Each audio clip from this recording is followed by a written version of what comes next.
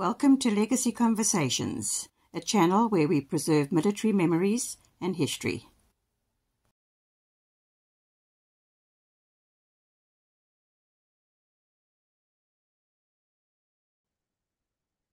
Hello everyone, it's Chris here. I'm excited today. We are at SAF Museum, there at Swartkops in Pretoria. And I've got Neil Malan. He's a pilot who flew the Super Freelon. And he's telling us about the Super Freelon in English as well as in Afrikaans. It's a great helicopter. I forgot how big that thing is. There are some people who say it's as big as a World War II Lancaster bomber, which shows you it is a very big machine. And they did good work. But before we hear what Neil Malan has to say, and you will note he also had a cut on his foot.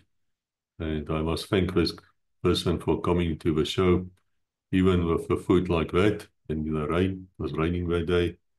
But before we listen to what Neil Malan has to say, let us go to our sponsors.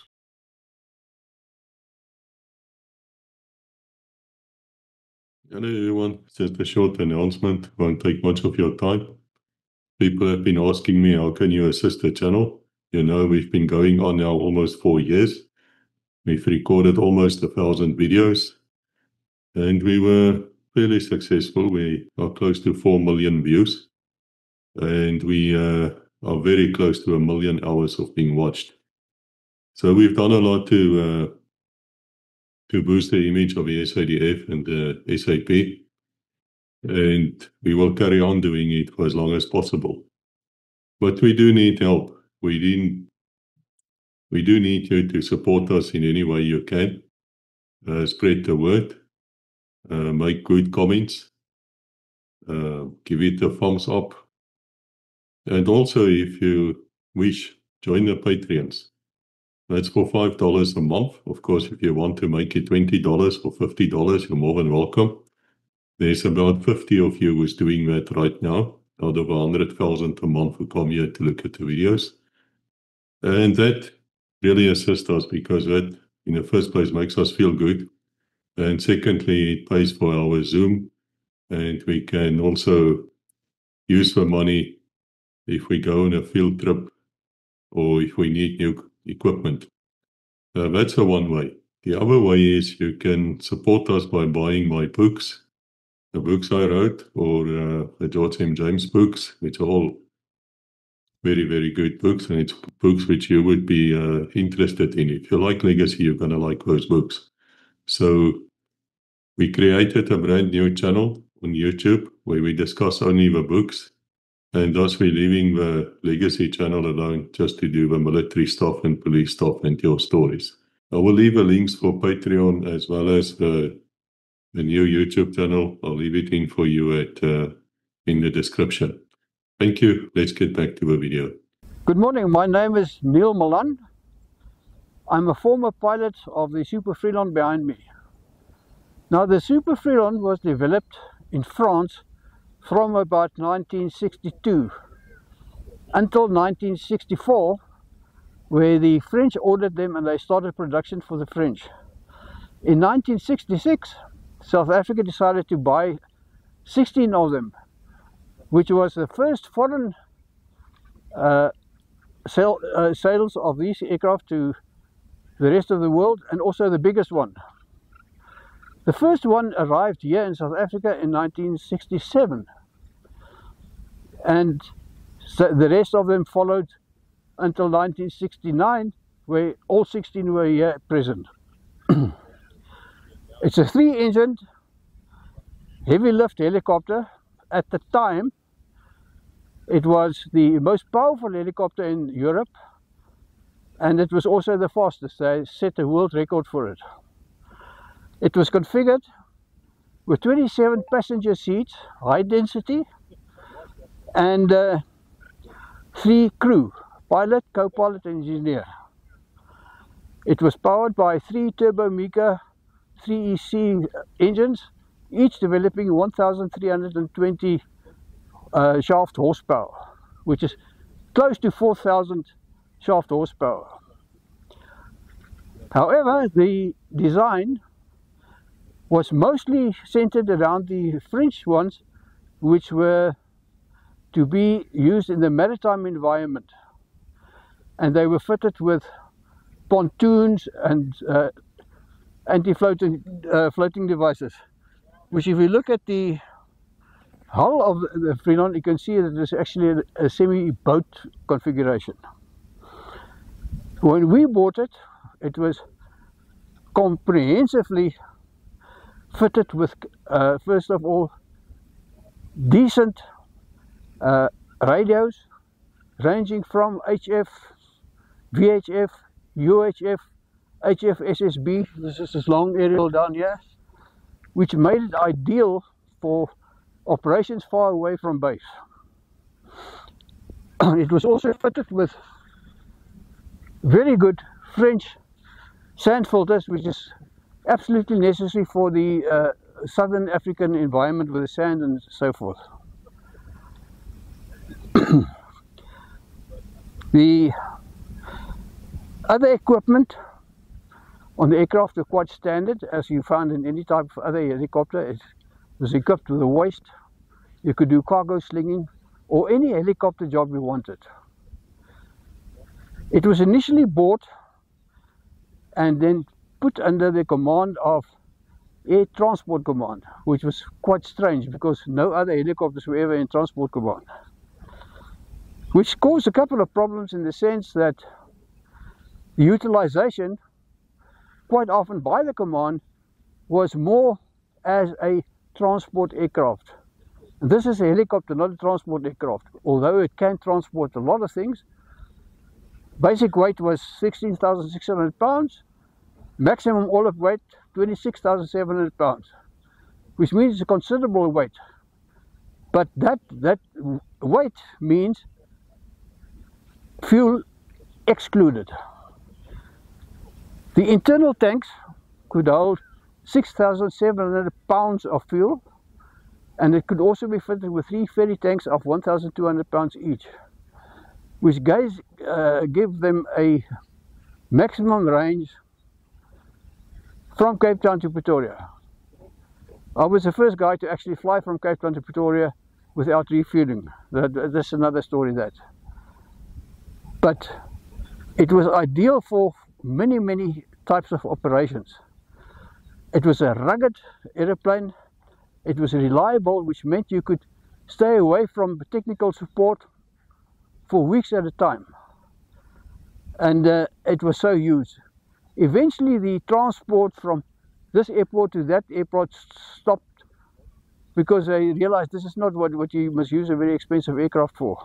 I can't remember the price of them at the time, but they were not cheap. They were very expensive. Then the normal helicopter types of operations started.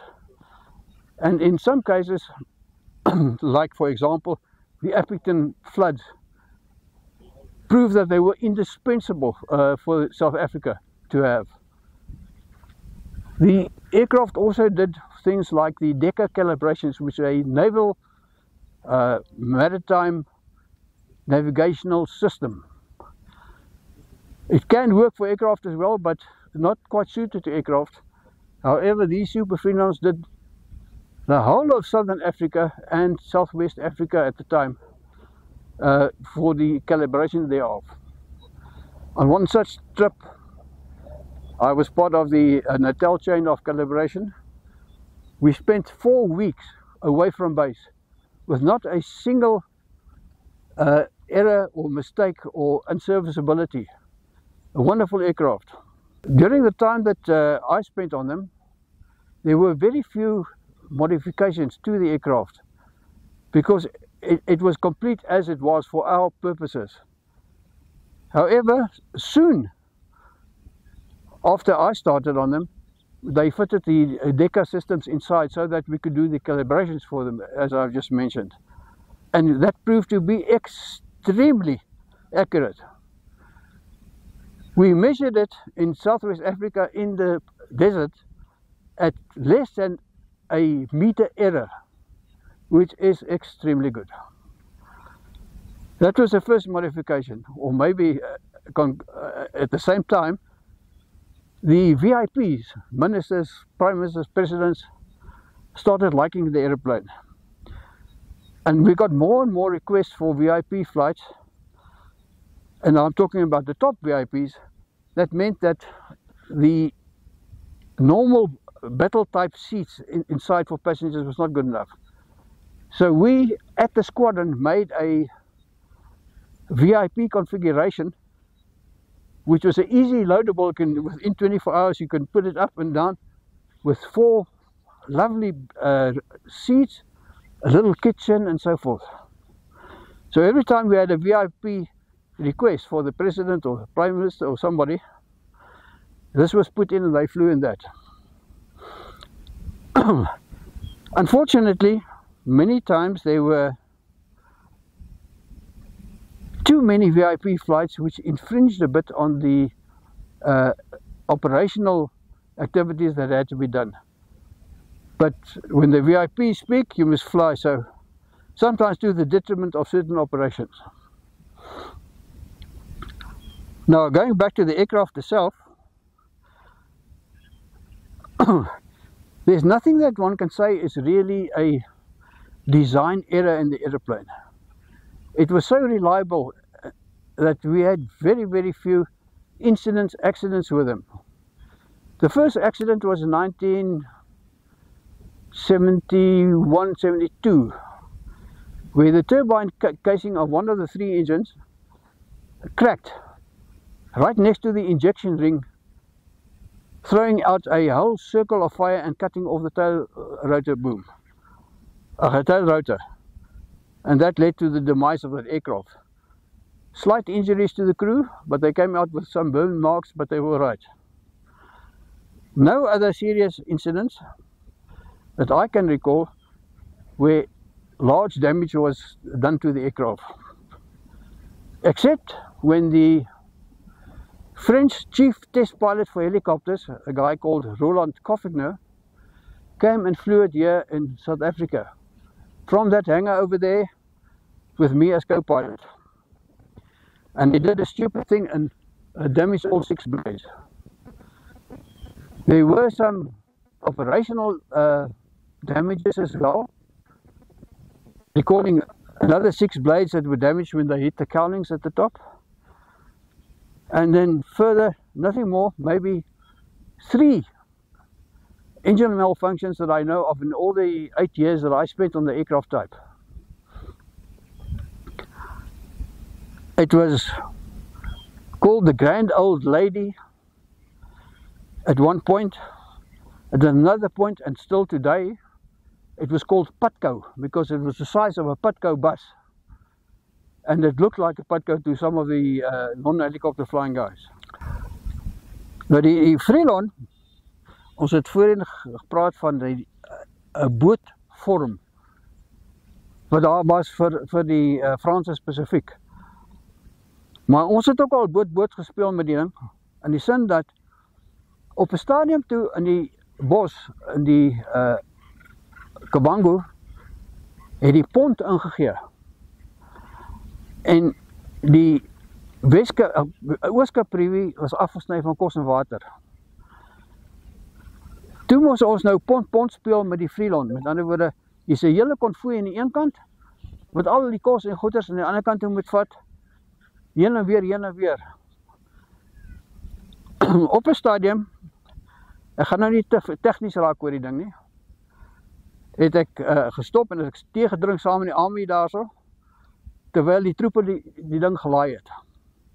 Die boordtegnikus was bo besig net om te kyk of alles reg is, en die medevlieënier moes draai geloop het. Toe ek klaar tee gedruk het, kyk ek in agter by die ramp, en ek sê maar hierdie ding is volgelaai. Hy is heeltemal volgelaai.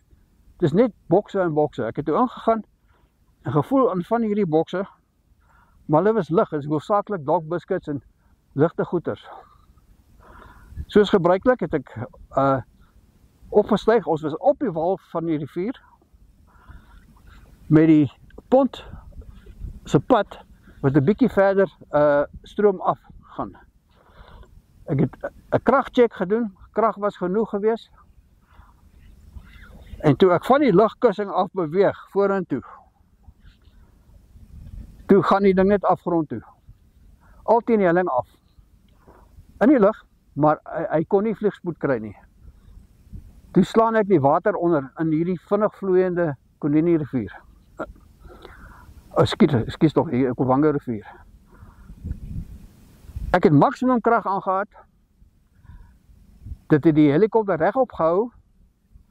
Ek kon met die stertrotor kon ek seker maak dat ek die rigting oorkant nog behou, maar ek kon niks sien nie. Ek het geskreeu vir die boordtegnikus, sit aan die ruitveers, niks gehelp nie, kan niks sien nie. Soos die geluk het moes hê, het ek toe so watertaxi met die ding tot aan die oorkant. En daar is bome en klippe en oral gewees, maar ek het toe gelukkig net by die punt waar die pad in die rivier ingegaan het ek uitgekom. Dit kon maklik die hele vliegtuig afgeskryf het. Hoe hy op gewone water sou geland het, 'n ander insident wat ek eintlik veel kennis van dra nie, en hoe die Franse dit gedoen het met hulle pontoons, die kan ek nie kommentaar oorlewer nie. Maar weer eens die rigiditeit van die vliegtuig, die krag en die hanteringsvermoë van die ding het gemaak dat ons daai ene gered het. Nou in terme van hantering gepraat, 'n helikopter is 'n helikopter. Werk almal op dieselfde beginsel. Hierdie ene egter kan jy kan, maar met groot moeite kan jy vlieg sonder die autopilot.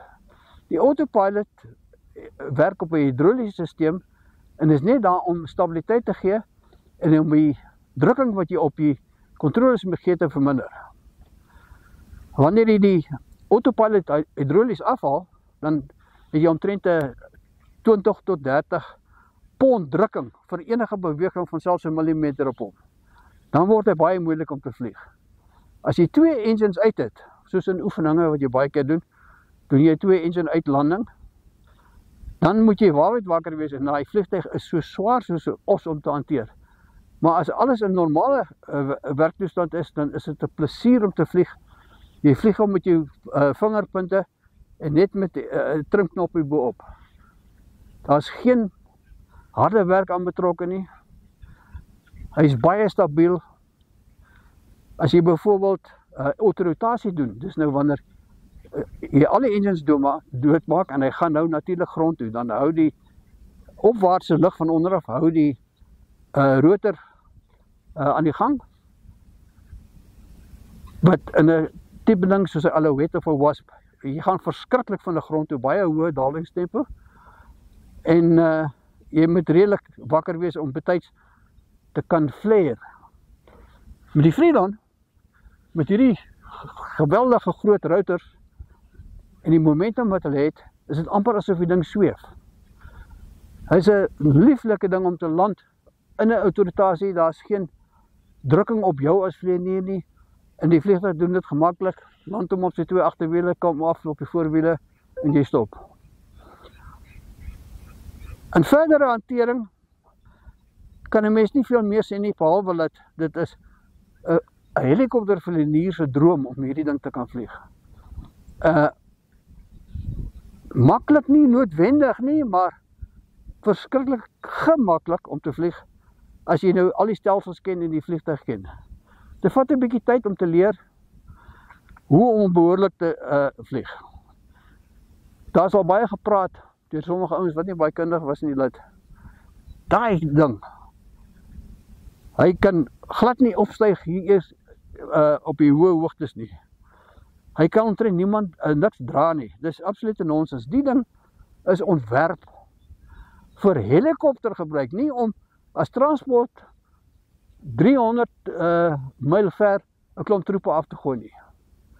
Jy gooi die troepe af so binne 100 myl radius, dan kan jy elke keer, maak nie saak wat die temperatuur is, 27 ten volle geklede en toegeruste soldate kan afgooi. Langdistansie vlieg baie maklik, want die sitplekke is verskriklik gerieflik geweest.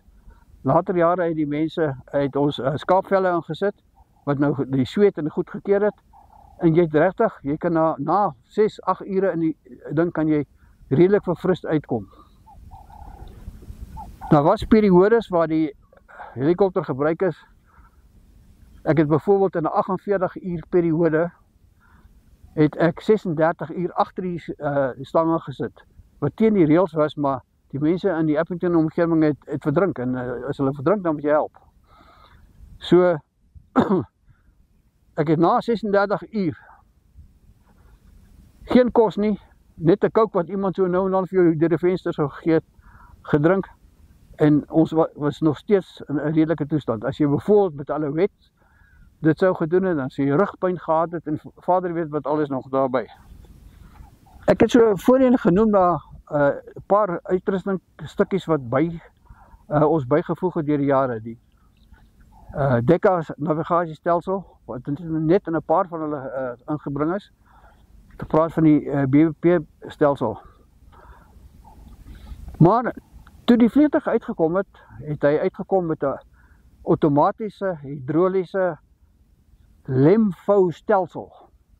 Sodat hy op 'n skip is, kan al sy lemme outomaties agtertoe gesit, dat hy nie baie spasie op die skip vat nie. Dit is gebruik voor my een keer.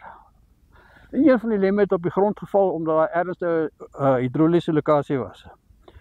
En soos die ouderdom van die vliegtuie aangegaan het, en van hulle na hoofvoorsienings toe gaan, in Engels 'n major service, is hulle afval. As jy nou kyk, dan is die rotorkop, hy skoon. Dit is 'n klein net vol hidroliese pyp en goed in die verlede gelyk.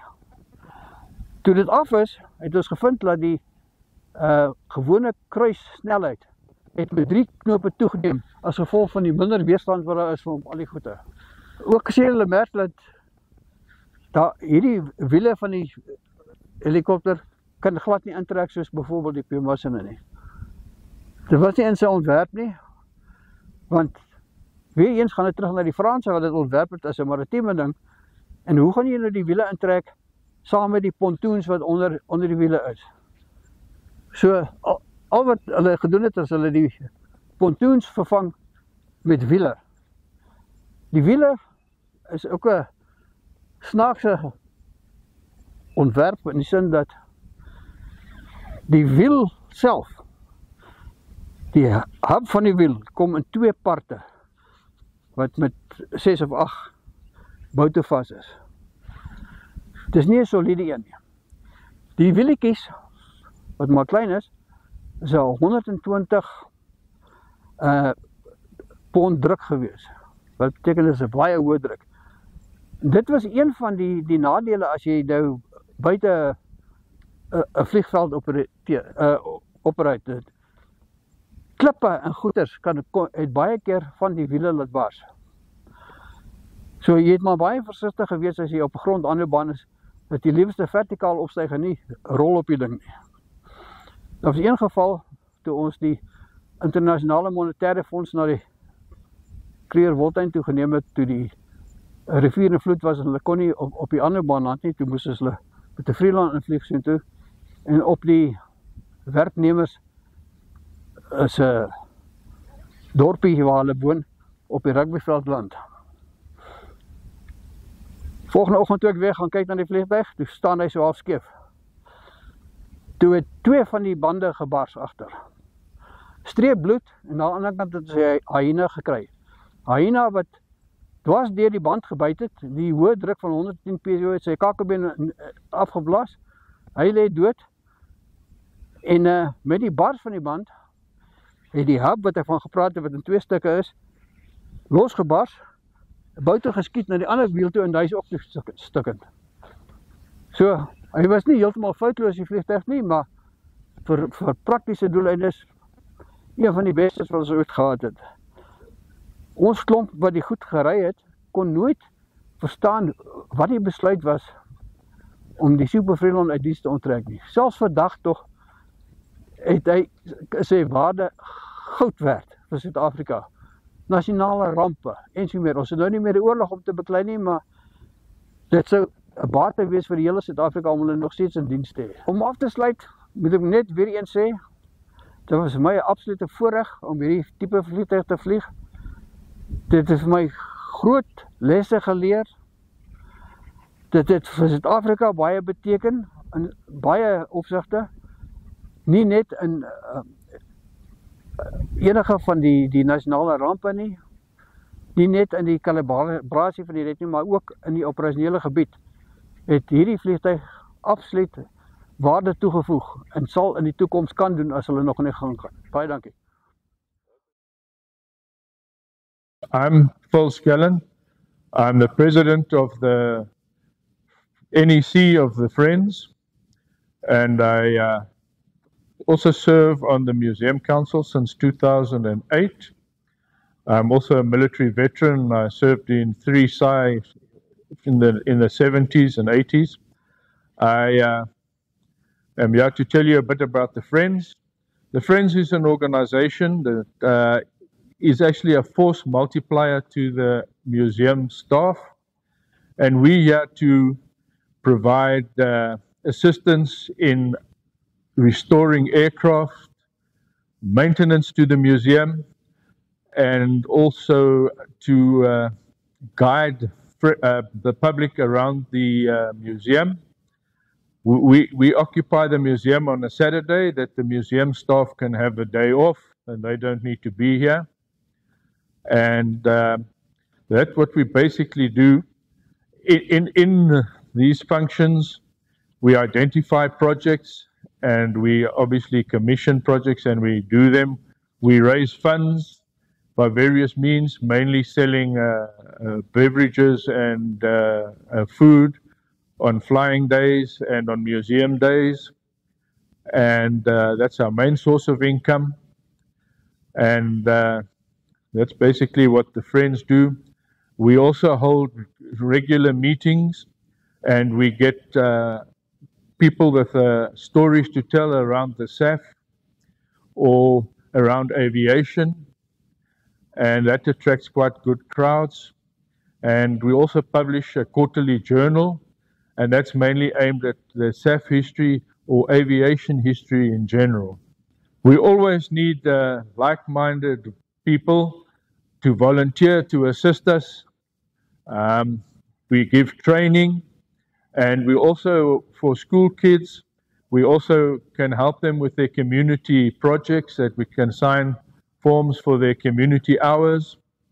And we also need any donations of old books, aviation books that are going to the library. We currently have a library project, and we need all the help we can get. We need donations, be it in kind, be it in finances, that can help us finish the projects that we take on behalf of the museum. We have a website. It's www.fsaafm.com. That stands for Friends of the SAF Museum, obviously. And you can contact us there. On there is all the details. And you can get membership forms on the website. We also have, you can look us up on Facebook. All the branches have a Facebook presence, and that's where you can find us. Yes, we're looking forward to hosting you at our museums, and please come up and introduce yourselves, that we can give you a guided tour of all our artifacts, all the jets, all the transport aircraft, the Shackleton, and the helicopters, and so on.